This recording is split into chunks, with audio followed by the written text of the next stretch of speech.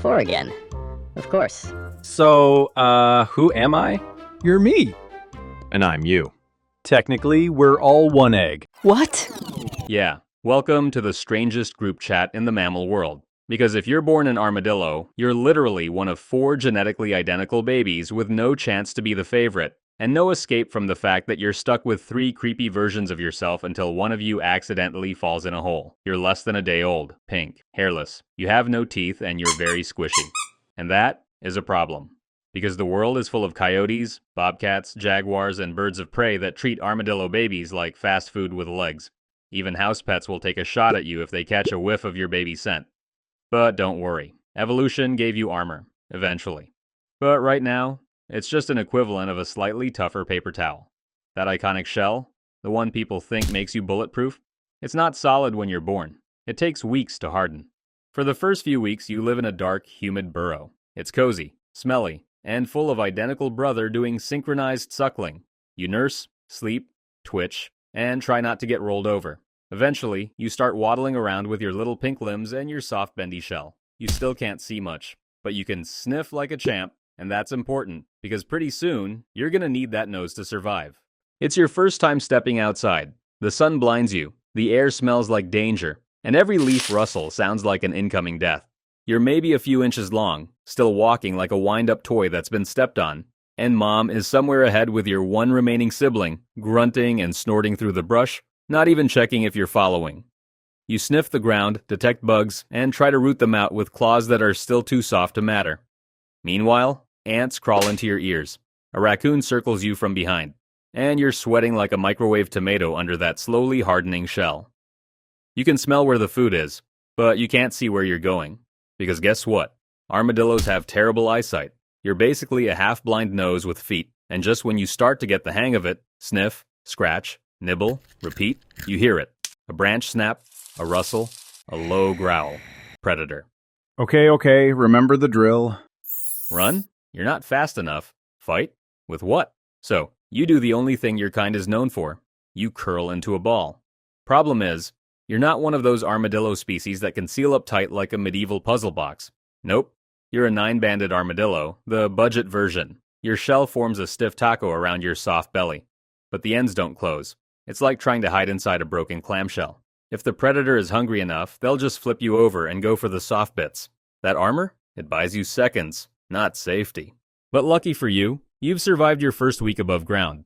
That means you've only almost died, 6 times now? You're still a jittery shoebox with feet, bumbling through the undergrowth, constantly second-guessing every stick that looks like a snake. But here's something weird. Despite being soft-bellied, half-blind, and generally edible, armadillos have one superpower. And that superpower is panic jumping. No, really. When startled, you don't scream or run or bite. You launch. Straight up, 3 feet, in the air. This works great if you're trying to spook a predator or make it miss its pounce. But it works terribly, catastrophically, if the thing startling you is a moving car. Because here's the thing about being startled on a road. You don't jump away from danger. You jump into the bumper. What was that? Your reflex doesn't consider direction or timing, just pure, unfiltered liftoff. Because remember, your vision sucks. Your hearing's so-so. But your nose? That's your main tool for understanding the world. And unfortunately, roads smell awesome. Think about it. Fast food scraps, roadkill, spilled soda, tire grease. To your dirt brain, that's a gourmet buffet. Smells like raccoon jerky and Mountain Dew. Just a little closer. But hey, you've also survived that, and you're a few months old now. Your shell has hardened into a dull, bony armor. You're no longer pink and squishy. You're gray-brown, vaguely tank-shaped, and constantly covered in dirt. In short, you've hit your awkward teenage phase.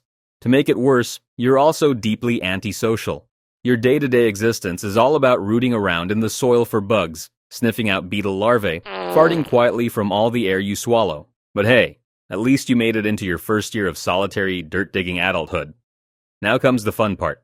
It's time to find a mate. First of all, finding a female isn't easy. You don't have sharp eyesight or great hearing, so you rely on smell. Which means you're out there, snuffling across the underbrush hoping to pick up the scent of a potential mate's pheromones. But eventually, after miles of bumbling and face-planting through brambles, you stumble across her. a female armadillo, and she is not impressed. She sees you, she hears you, and then she bolts. Because guess what? Armadillo females do not want to be caught. So your courtship ritual is a high-stakes, slow-motion game of chase. Unlike humans, she's not trying to play hard to get. She's actively not interested. But somehow, through sheer persistence, awkward snorting, and maybe a lucky trip that puts her within range, you mate. Just one brief moment of weird armor-clanking intimacy, and then she walks away. Forever. And here's the kicker. Even after all that work, she doesn't even get pregnant right away. Armadillo females have this nifty thing called delayed implantation, meaning she can just store your fertilized egg for months and decide to start the pregnancy whenever it's convenient. I hope she thinks of me when the embryo activates. Well, she doesn't. And when she finally does give birth, it's to 4 identical clones just like you and your siblings. And that's because armadillos are one of the only mammals that give birth to genetically identical quadruplets every time. Nature saw your dating life and said, let's automate that. So your entire genetic legacy is just copy-pasted into 4 little copy-me's that will never know who you are. Which, honestly, is for the best. Because if you stuck around and saw what they have to go through growing up, you'd probably curl up into an emotionally vulnerable ball and never unroll again.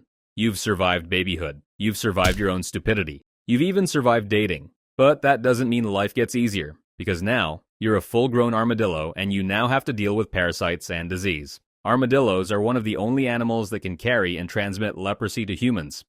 Yes, leprosy. As in biblical, medieval, colony on an island leprosy.